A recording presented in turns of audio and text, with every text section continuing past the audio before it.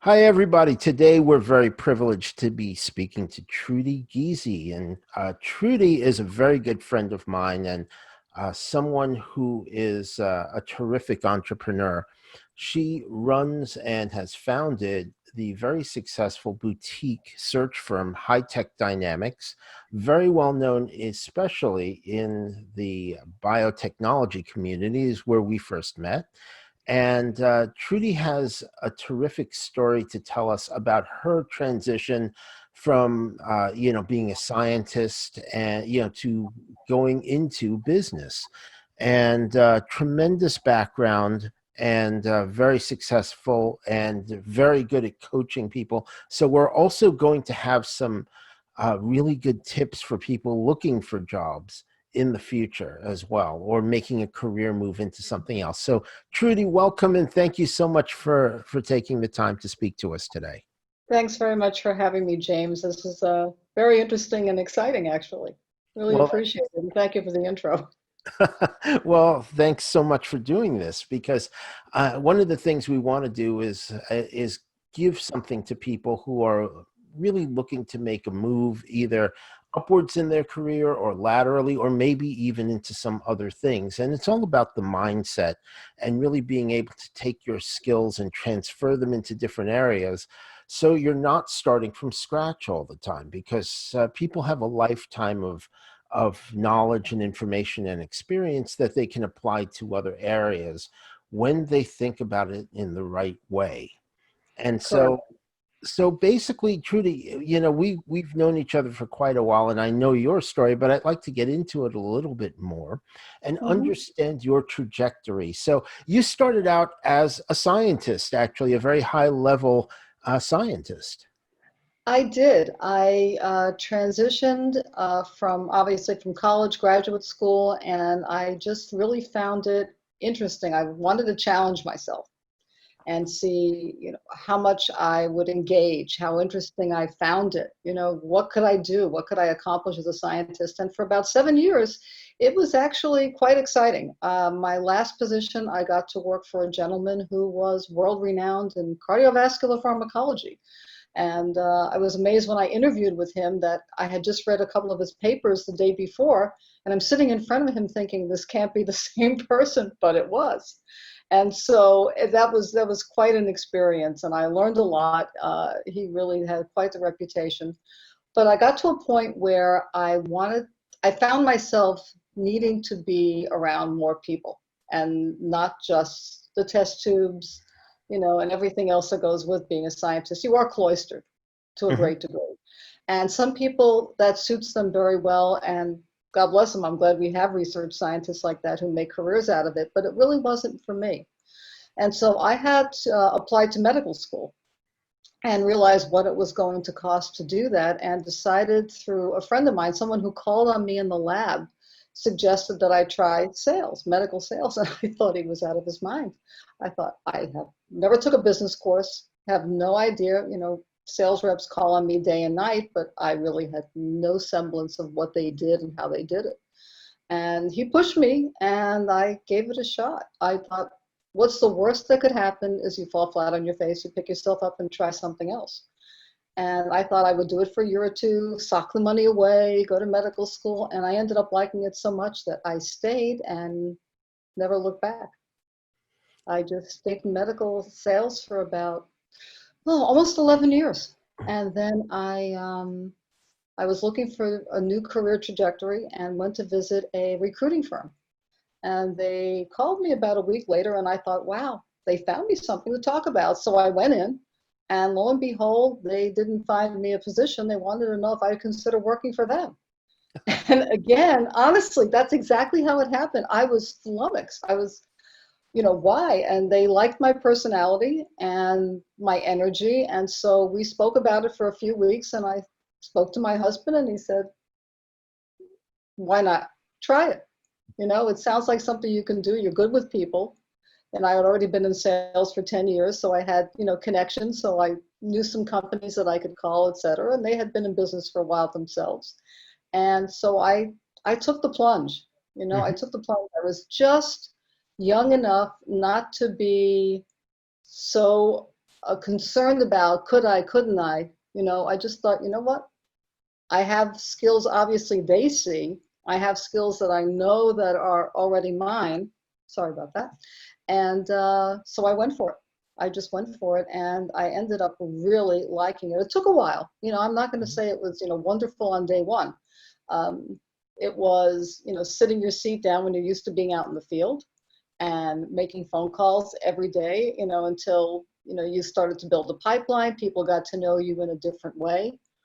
But after about 6 months, I really enjoyed it. Mhm. And those particular people were good teachers. It was a nationwide franchise. They were very good at process. I mean, really got it. And luckily, I found myself to be a real sponge. I was a very active listener. I paid attention. When I went home at the end of the day, I thought about what they do, how they do it, why, who's great at it in the office, who's so at it. And about 3, 4 years later, through a variety of circumstances, I actually ended up leaving them. And I went back into sales for about a year. I honored What, my non-compete.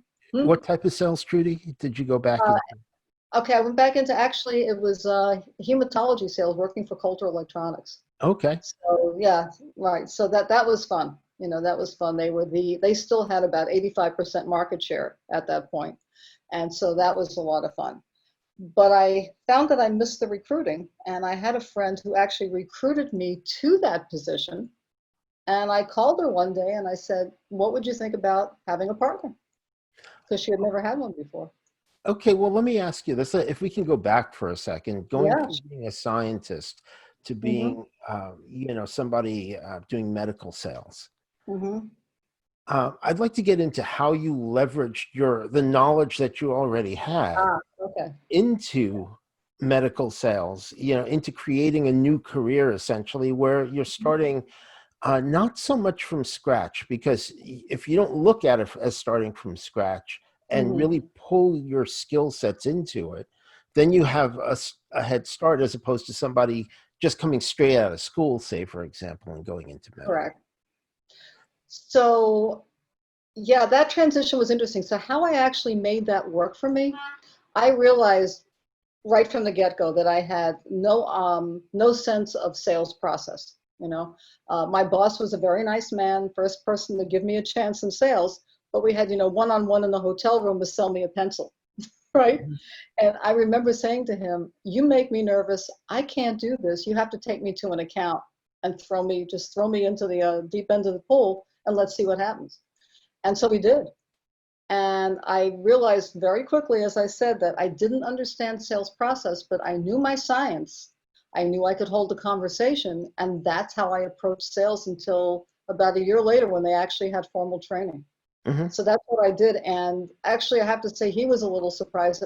I went from research into the clinical market, clinical diagnostic market. And so, where I'm doing, more maybe creative types of experiments in the clinical market in the lab, it's more rote. They buy an instrument, they have to do it a certain way because they're reporting patient samples. And so I just wanted to know everything about the product. How am I going to compete with people who have maybe similar products if all I'm saying is ours is better, right? That doesn't Mhm. mean anything. So Right. I knew down to the nitty gritty. I learned exactly why that test worked the way it did, whatever it is I was selling. And I cut my teeth selling in New York City, which is not an easy marketplace. And I found that people actually paid attention, and it gave me credibility, gravitas, whatever, to get their attention over someone else who probably walked in a lot slicker, a lot more glib, more of the, of that sales, that actual process that I finally did learn. And that's how I did it. That's how I did it. Would you say there was a difference there between somebody who has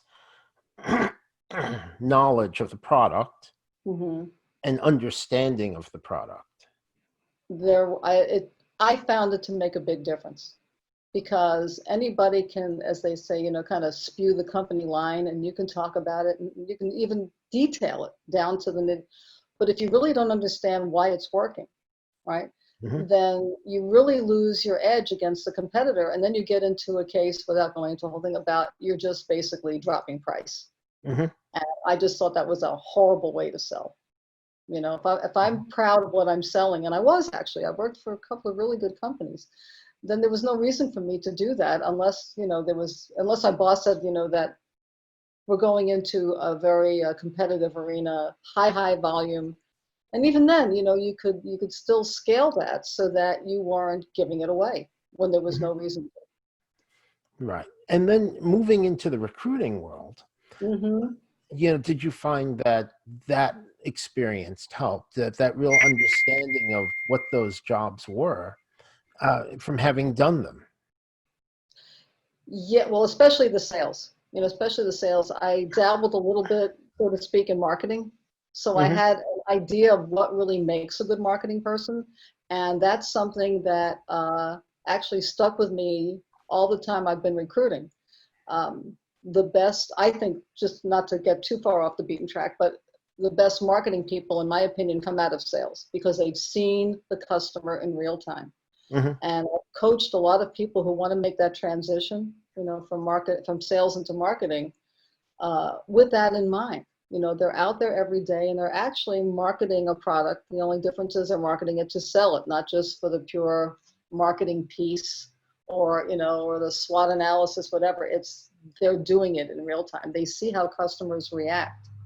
If you can bring that into a marketing position, you're bringing a whole lot more value than if you just walk in there with a Harvard MBA in marketing. Hmm. Yeah, absolutely. And that's why, Pepsi Frito-Lay used to be really good about that. When you became a product manager, they actually put you on a truck for a year and you had to There you go. yeah, Yeah. so you actually had to deal with customers and face to face and really understand how these things interact and what the customer wants and what the customer, the actual customers are, as opposed to like a report. Right, the virtual ones, yeah. But yes, so it did, having been in the field, having interacted with marketing and with R&D, just by virtue of being a salesperson, if you're good at your job, you're going to be interfacing with your internal stakeholders. You Hmm. have to really make that whole thing work and be better than average. That was always my goal, better than average. So in the recruiting, I really found that I could really relate not only to candidates on the sales level, marketing, and even above, when you start to get into executive, it's being able to understand what makes these people tick to get that high up. I used to observe when I first got into sales, I like to observe everybody like 3 levels ahead of me.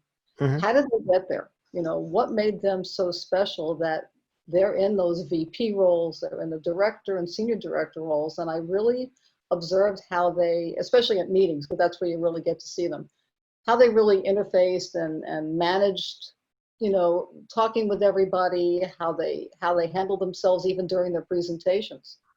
Right. Which ones were the top ones. Their delivery was much different than the ones who you felt they had to be there, they had to do it.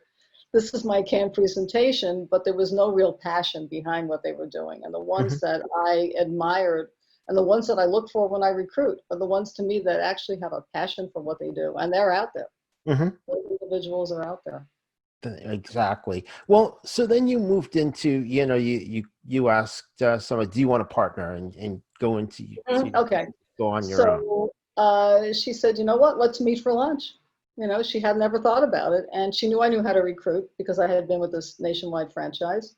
And so we sat down, we talked about philosophy and how we like to treat people, how we like, how she conducts her business, what I liked about working for that franchise and what I really disliked. And there were a few things So that, what was it about this opportunity that was okay? Because you could have gone to another firm and, mhm, worked in another firm, but you decided to go on your own. What was the dialogue like for you inside your own mind mhm. about making this move? Because obviously it's a big move. It was. And I think, in fact, my last boss in sales thought I was out of my mind. Literally. He said, "You're crazy." He said, "It's so hard to recruit, right?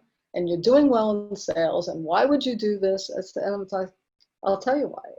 I like being the master of my fate and relying on me. I found that I could rely on me. Hmm. That was without getting into too much philosophy, but I really felt that I could do it. I realized I was good at it. I really loved helping people, and I wanted to do it my way, which had to do with a lot of business integrity, how you conduct yourself. I had been, I'll call it the victim of bad recruiters Hmm. myself, who were uh, pushy, bossy, over the top. I mean, insulting.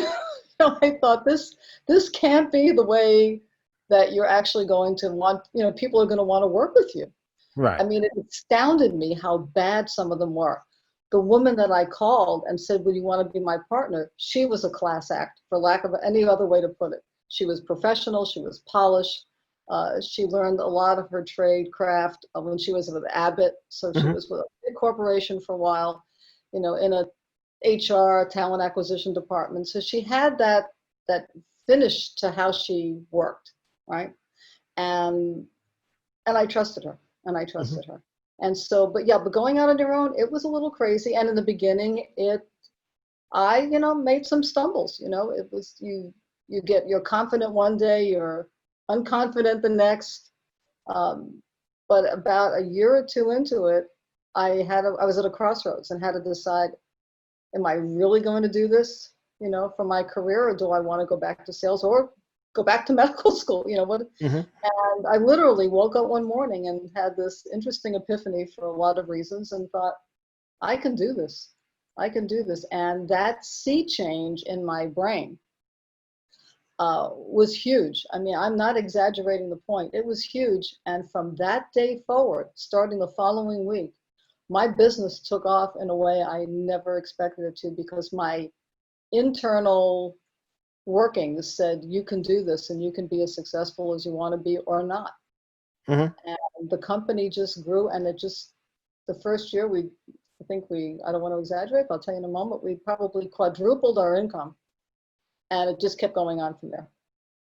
That's And terrific. I think a lot of it was all attitude. Honestly, it was just an attitude change, and shaking off any doubts that I had, any misgivings, any, gee, being an entrepreneur, is that really who I am? But I found out it was.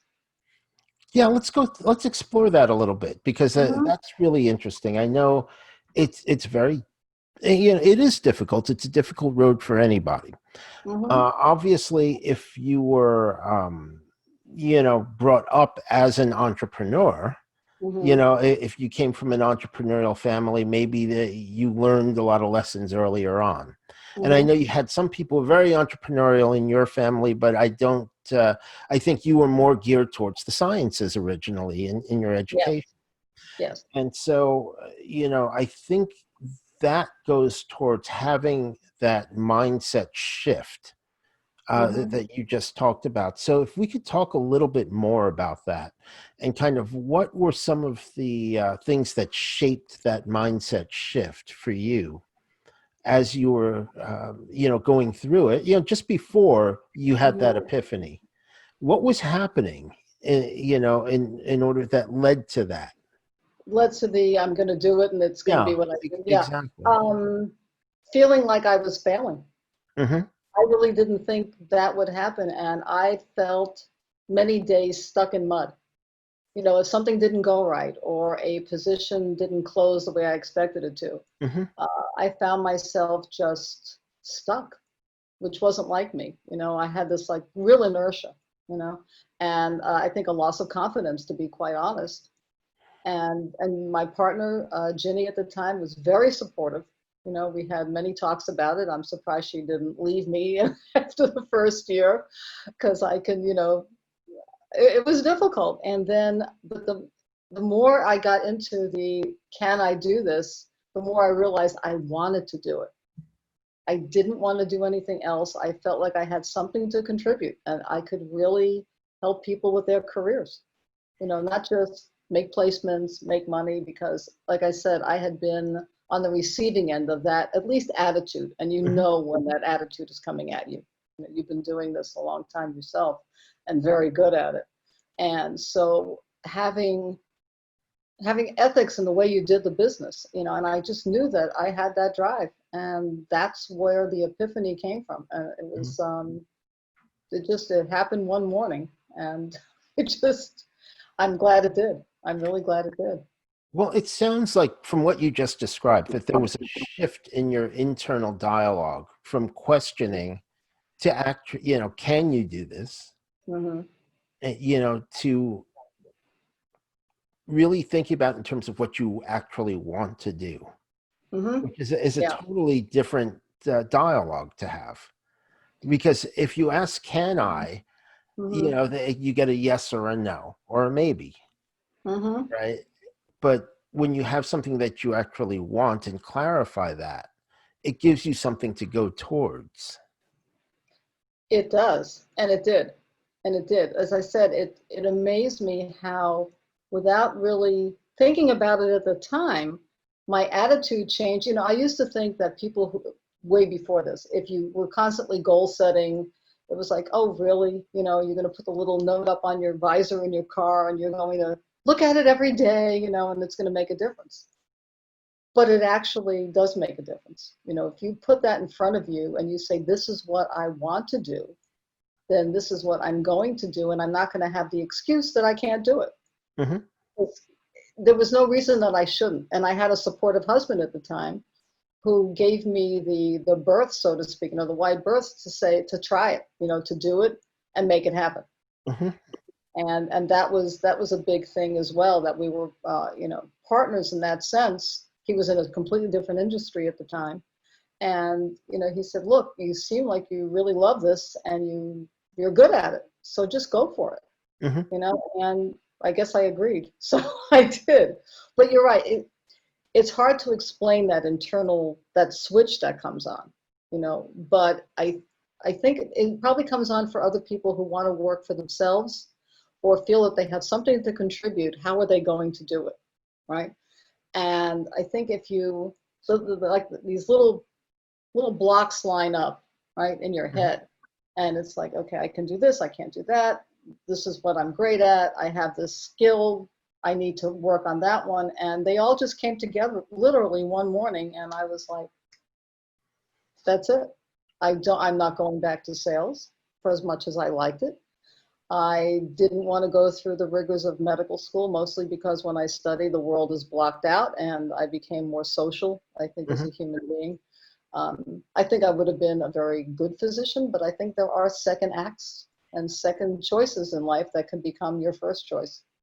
Right. And it sounds like you were asking yourself different questions and so Hmm. coming up with different answers. Yeah, yeah. It's like, who do you want to please? Which is one of the big things. Right. My parents weren't thrilled that I got into medical school and didn't go. Yeah, which I can understand. I understand it. But and I honestly, I always thought that if for some reason the recruiting either became less challenging, less rewarding, that I could go back, and I knew I could. And I think that maybe was my mental safety net. But after a while, after a few years, I didn't think about it anymore. Well, I would think, if you actually became a doctor and didn't really want to do it, you probably would not be very good at it. And also, Yeah.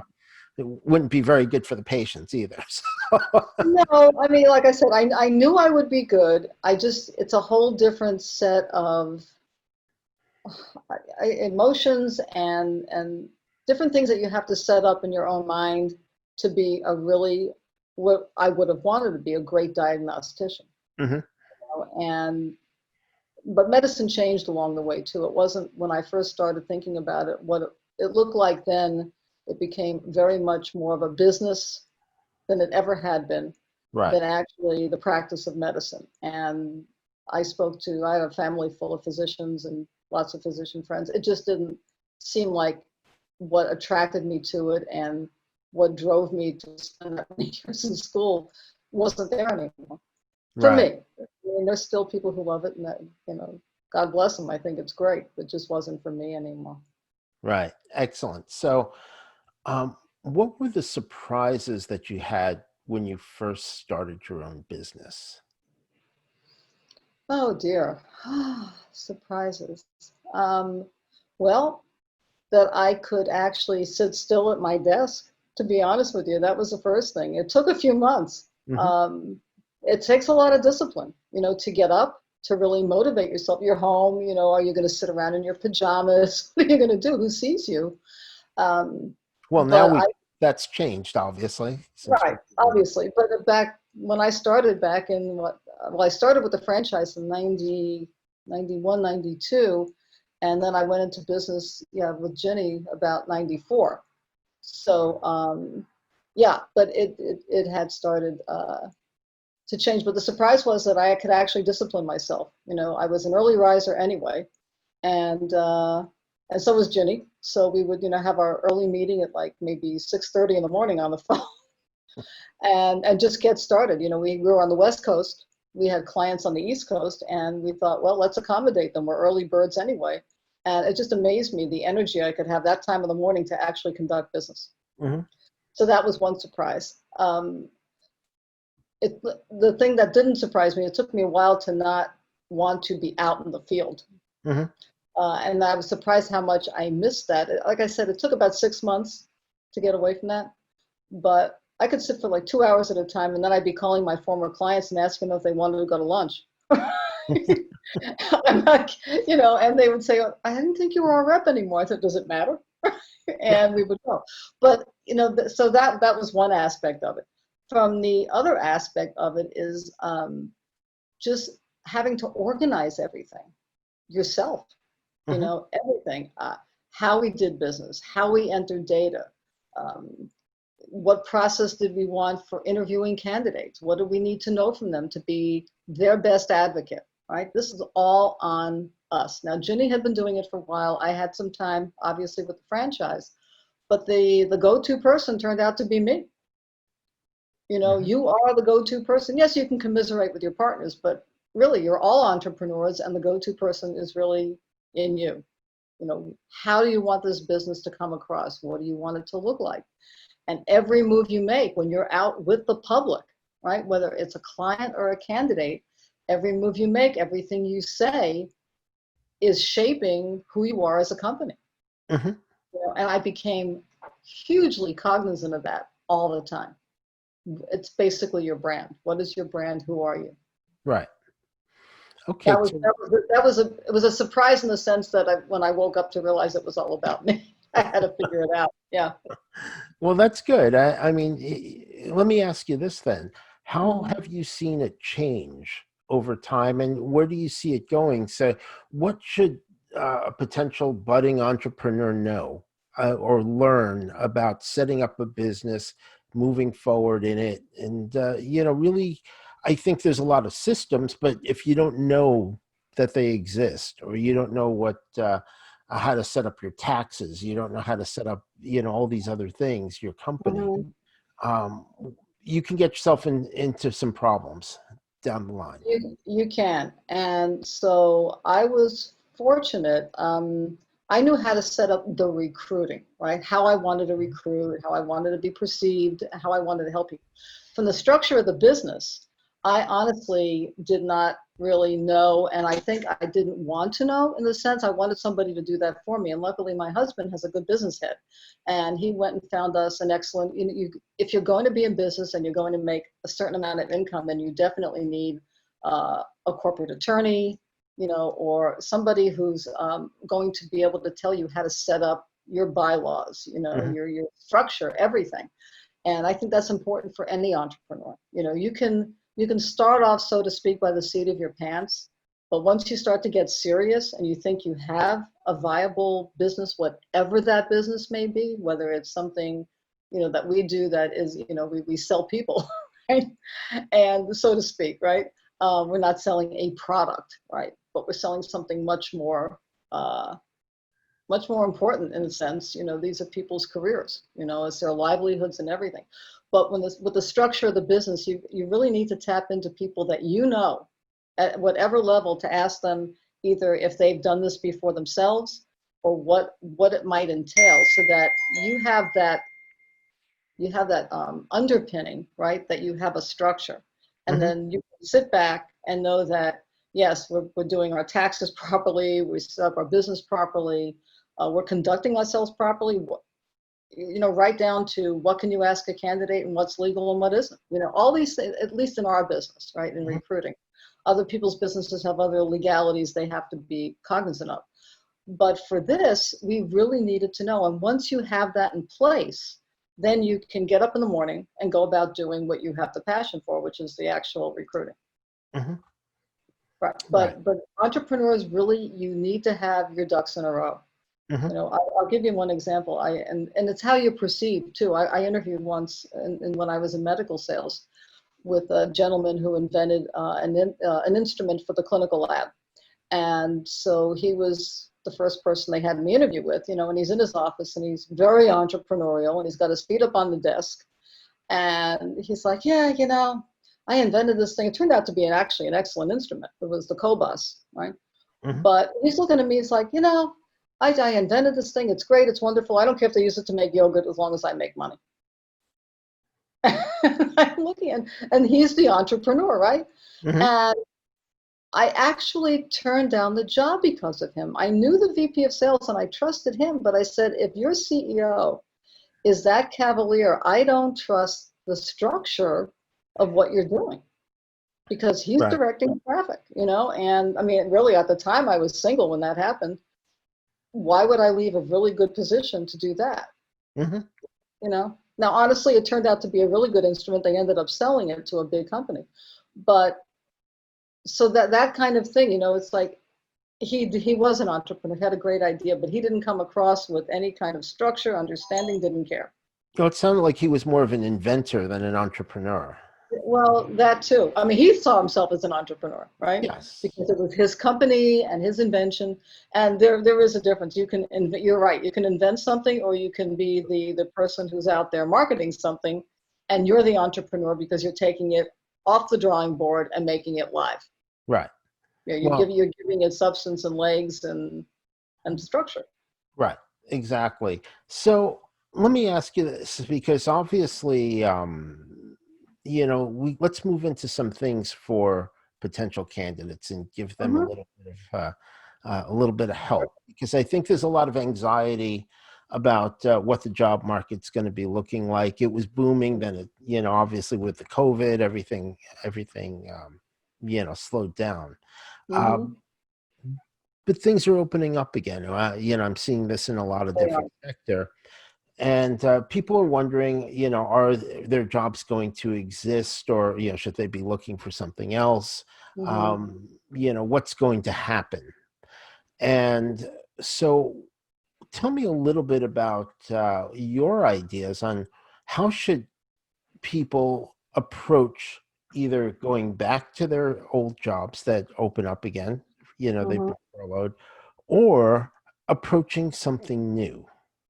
What should they first be thinking about for themselves, and preparing themselves to go back into these roles?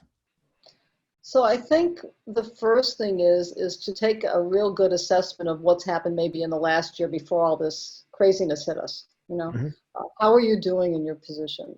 How much did you like what you were doing? Did you really love it? Were you thinking about making a change before all this, and now you feel a little bit maybe caught because you don't know, is another company going to be better, stable, or it has everything that occurred, financially for business, is it going to make a difference? And maybe they want to hire you, but are they going to be around? Hmm.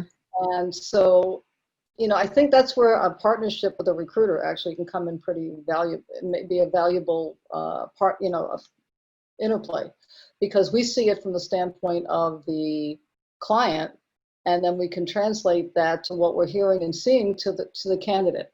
Hmm. So I think, and my reference obviously is biotechnology. So I think people in biotech and life science were very fortunate when this hit, because so much was redirected in a lot of companies, whether it was life science, research companies, or biopharma or pharma, toward participating in helping to find a cure, a mitigation, a therapy for COVID, that a lot of business was still being conducted, even though you couldn't be out in front of your customer or out in Right. the field, right? And so I found a lot of our clients were doing the best to maybe only actually one or two of them put hiring on freeze. And I think it was Mhm. because they were addressing the academic market where, everybody was sent home basically, right? Right. But if you look at people selling to biopharma, et cetera, they still, business went on. These are multi-billion-dollar, entities, and so they're going to be out there making the drugs, trying to make the vaccines. But I think from the standpoint of people, whether the sales and marketing or even higher up the food chain, I think you can safely and carefully assess new opportunities because they are out there. They are out there. I think, the American spirit as far as business goes is very difficult to quell, right? You're not going to Mhm. really stomp on it unless, God forbid, this had gone on, a lot longer. And now things are opening up. Companies now, they want to grab, right? Grab their Mhm. business back, get that relationship going with the customers again, really get that interface and everything else. And so I'm seeing them energized, seriously energized.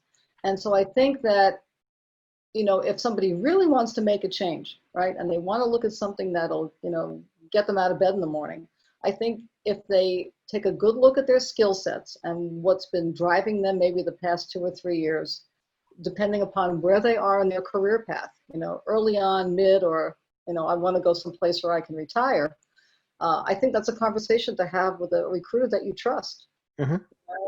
And maybe somebody like like my firm, where we do a lot of career counseling and a little, career development, like when you and I have worked together, that really worked well because I've noticed even before any of this happened, a lot of people make decisions about their careers based on like one element. It's like, oh, I love technology.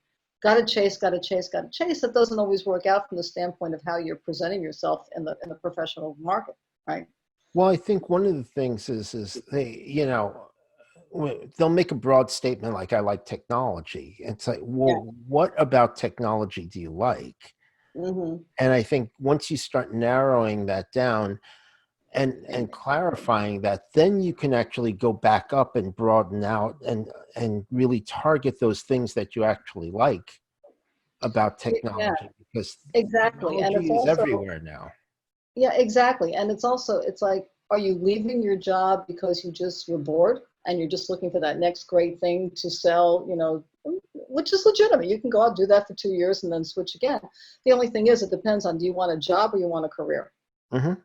Right. And that's something, and everybody has a different perspective on that. And that's something you have to own up to yourself on, because I've seen candidates who have chased technology or just chased money, and it doesn't work out well at the end of the day. You Hmm. have to, in my opinion and my own experience for myself and also for candidates who have been successful, whatever it is you're doing, you have to love the process to get to the success.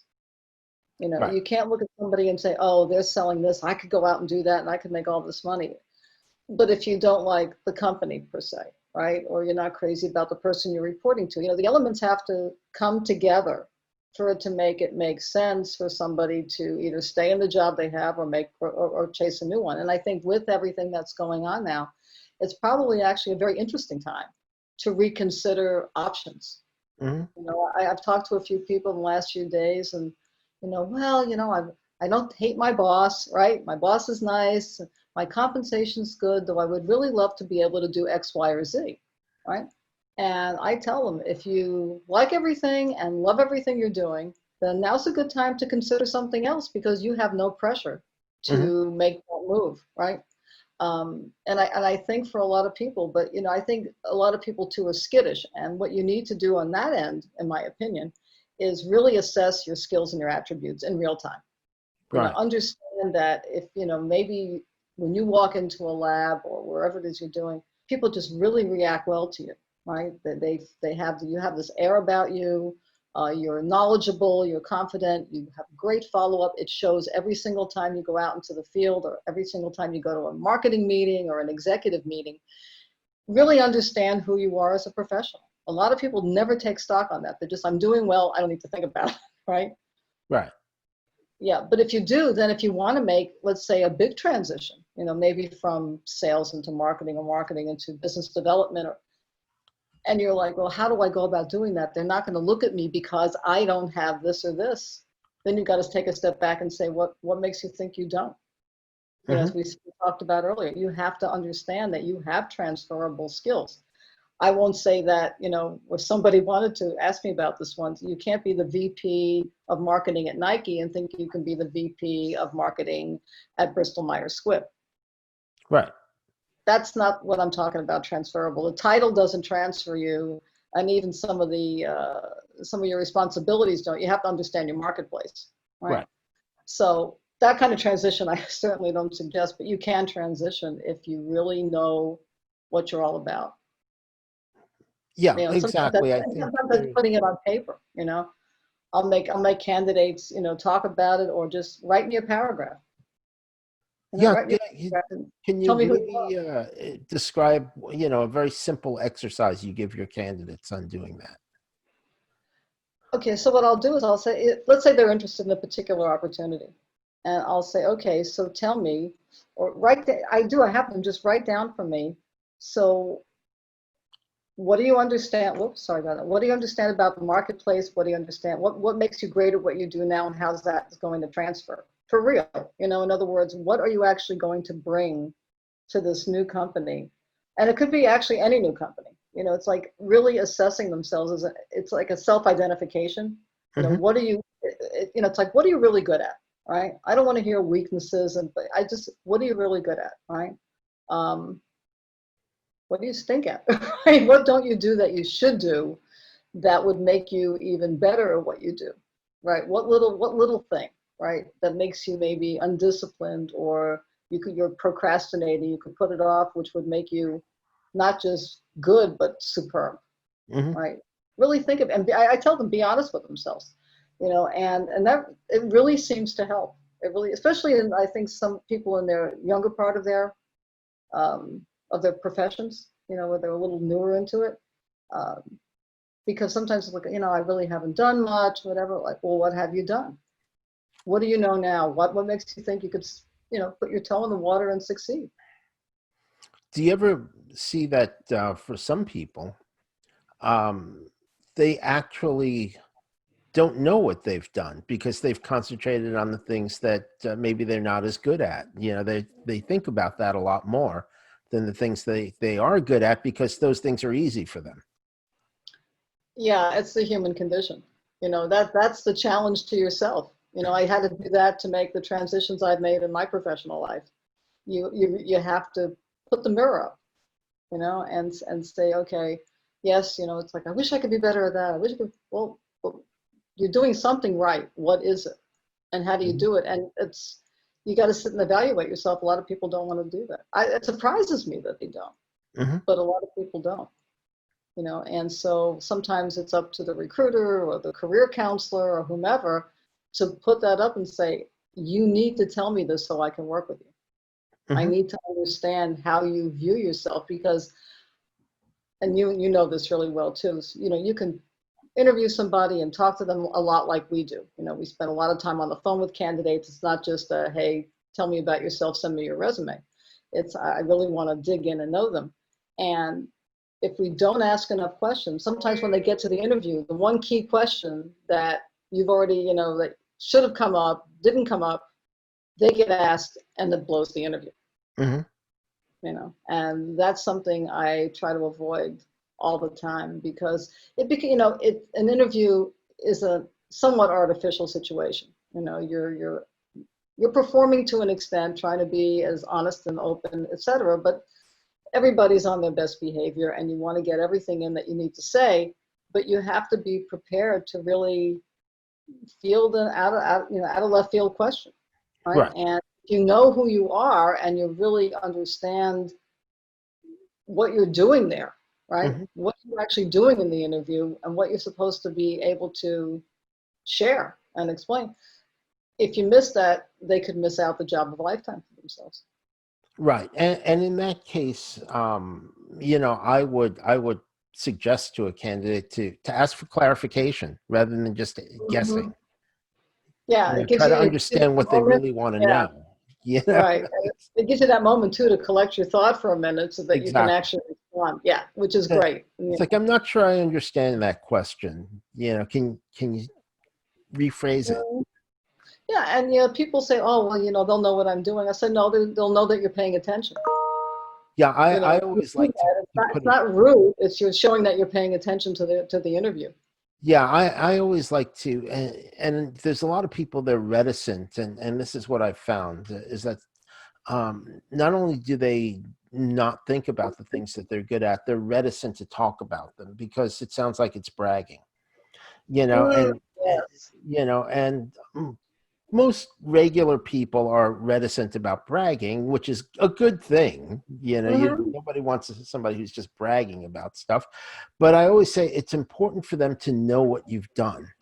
Because Yeah. if you were on the other side and you wanted to make an informed decision, or if you were buying a car or a house or anything like that, making a big investment, you want to know the details. You want to know what, really what is going on there. What's good about this. And so it's important for them to know the things that the person has accomplished in order to make an informed decision, just like they would want to know if the shoe was on the other foot. And so it's important to be able to discuss what a person has accomplished, not so much in bragging, say, look at me, I did this and this and this, and say, this is how I did this. I was able to achieve this. This was the obstacle. And just be open about it. Sometimes things don't go right. And, if they ask Hmm. you what went wrong, that's fine, because nobody is perfect. Exactly. It's how do you handle quote unquote a failure? How do Yes. you handle the obstacle, like you said? Um, how do you do this in real time? It's one thing for, let's say, an executive to put down on their resume, I manage a $500 million business, right? Great. Hmm. Okay. My first question to them always is, okay, you've been there 10 years. Was it 500 million when you came in and there's been no attrition? Was it 300 million and you built it to 500? And if that's the case, how did you do it? Hmm. Or if it was stagnant, why, in other words, yes, you're obviously in a successful position. You have a role that has a lot of responsibility, obviously, and other people rely on you and you're making part of that, that wheel run. What actually are you doing to make that happen? Hmm. You know, yeah. Right. You're directing traffic. What are you doing? Good, bad, or otherwise. And how have you succeeded against the tide? Hmm. And people, whether they're at the VP level or down in in a sales position, you know, they really, yeah, you're right. They really need to know what their accomplishments are. And it is, it's funny, especially people like myself who come out of science are very bad at bragging, right? Because when you're in the sciences, you're constantly proving to your peers and your betters and your above that you have a brain that works, right? Right. And that you know what you're doing. And so that's something that's kind of drummed in. You have I think, an unnecessary humility that you need to use when it's appropriate, but it's not part of your professional persona.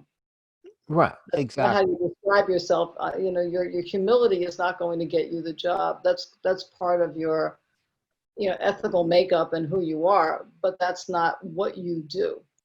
Exactly. Yeah. So let me ask you this then.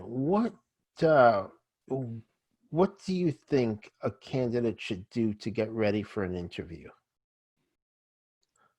Well, a couple of basics. Obviously they really need to do their homework on the company. And I tell them, don't just look at the website, right? There is information on the website that you can really noodle around, whether it's webinars, current events, a news release. I mean, good candidates know to do that, but some of them just, they say, "Oh, I know all about that. We compete with them, etc."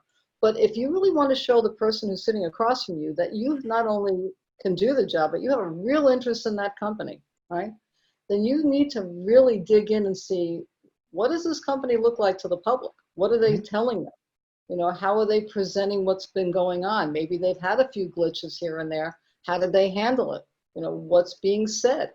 Because then you can, number one, better position yourself to be able to talk about what you've done and what you know in a way that gives them the confidence that if something happened, right, untowards or negative, that you wouldn't, pack up your bag and run, that you'd be able to mitigate it and handle Mhm. it for yourself, whether you're an internal employee or you're out in the field and facing the customer. So I think part of the preparation, to me, that's really critical is doing that. Really do your homework. You know, I can impart a lot of information to a candidate because I do my own homework. But at the end of the day, they need to be able to kind of glean what they can and do it in more depth. You know, I can't do everything for them, and they don't usually want me to. And it's, you know, I'm not their parent. I'm just their recruiter and their guide. And so I direct them to do that, you know, and listen to something. And there's this great new video. You really should listen to it. And I will hound them before the night before an interview to make sure did you listen to it? Because they're going to ask. It was, especially, you know, I had one client that actually did that. They kind of retooled their whole persona, right, to the public, right, who they Mhm. are. And they did a really great video about it. And I told candidates before they were, you know, interviewing to make sure that you watched it, because the one thing when they say, what do you think about us? I want you to say, I watched that video Mhm. and I really understand what you're trying to do. And that's in line with what I'm looking for my next career move, as far as the company culture or the attitude, or, you know, you've just invigorated this company with new energy, and it shows, and I could hear it, and I'm excited. Okay, that's terrific. That's great. So, what would you like people to know more about HighTech Dynamics, and where can they find more information about HighTech Dynamics Okay. and what you're Uh, doing? yeah, what I'd like them to know is that we are truly dedicated to making great matches for our candidates and our clients. We tell every candidate when we were talking about a new position, whatever it may be, that for as much as we may love the company, we may love the hiring managers, they wake up to the job every day. We're not going to. So our opinion is good to a certain point as far as informational, right? Hmm. But everything else is really how it's going to affect them. And so I want them to know, I want people to know that we really take that to heart. It's not just we're looking for people, we're going to make a placement. We've never been like that, and we don't want to be perceived that way either. You know, and I would hope that no one has ever walked away from us feeling that way. You know, that Right. if they've taken a job, that they feel that we did our best for them. You know, obviously we have to take our clients into consideration too. It has to be a good match on a lot of different levels. And as long as it looks like that, then we're happy. You know, we're happy. We can get up in the morning literally and look at ourselves in the mirror and go, job well done. Hmm.